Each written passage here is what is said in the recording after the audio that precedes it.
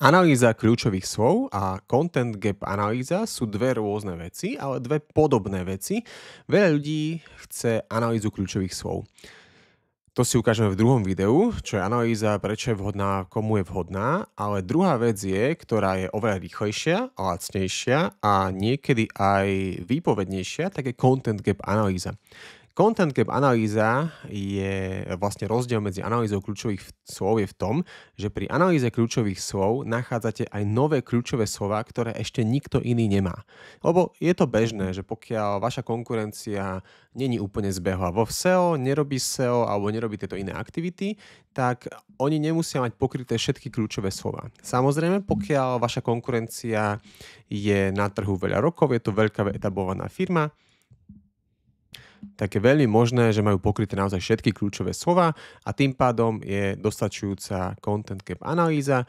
Pokiaľ takú konkurenciu nemáte a nemajú pokryté kľúčové slova, tak tým pádom analýza kľúčových slov je vhodnejšia.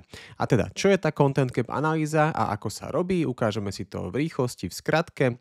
A je to v podstate analýza obsahových medzier. V takomto duchu by sa dalo preložiť a pointa je taká, že pozeráte kľúčové slova a obsah, ktorý vy nemáte, ale má konkurencia a konkurencii nosí vlastne trafik. Tak poďme sa na to pozrieť a ukážeme si to na príklade.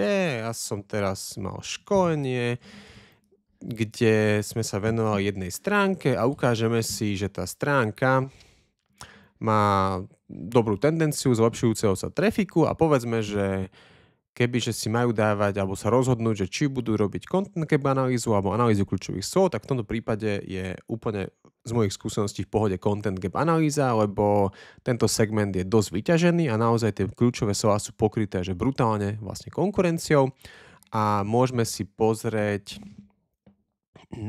vlastne pozrieť, hneď sa nám ukáže konkurencia, organic competitors, na podobné kľúčové slova, kde je vlastne prekryv a môžeme si to dať, povedzme, že tu je ako liečiť, tu je medicový, tu máme nejaké profi, tu máme lekár odporúča a vidíme, že proste sú tu nejaké webové stránky a buď by som si pozrel ich kľúčové slova a kľúčové slova vlastne tej domény a porovnal, ktoré majú alebo ktoré nemajú, dal si to do Excelu a spravil prekryvy. Alebo jednoduchšie otvoríme si Marketing Miner a to je vlastne vec, ktorú mám v Marketing Mineri rád, že rovno tá content gap analýza tam je spravená celkom v pohode, že tam naozaj tie dáta aj vidíte čo s čím, ako a tu si dáme content gap a tu si len zadáme domény, ktoré chceme porovnať v rámci content gap. Môžeme dať toto, aj keď tam by nejaké lekárne boli. Najlekáreň,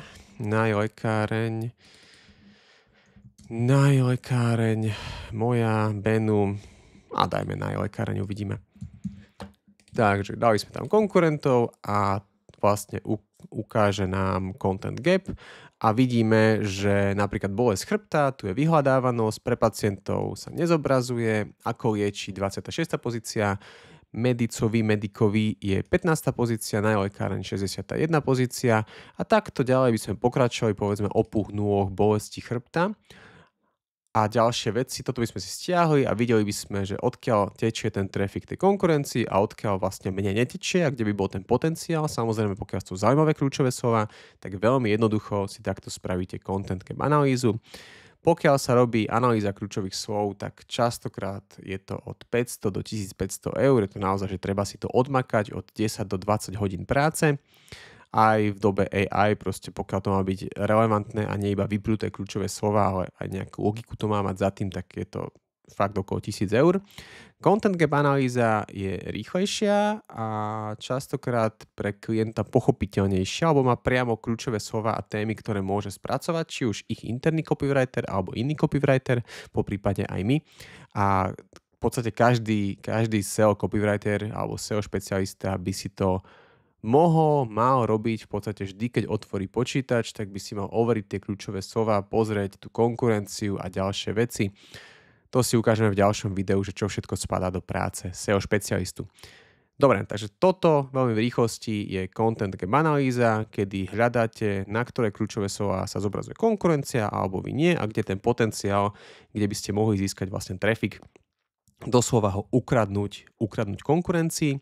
Pokiaľ sa vám toto video páčilo, dajte like, dajte odber, pokiaľ po prípade chcete vyťahnuť nejaké dáta, dajte to do komentára, rád vám pošlem aj nejaké dáta k vašim doménam a počujeme sa pri ďalšom videu.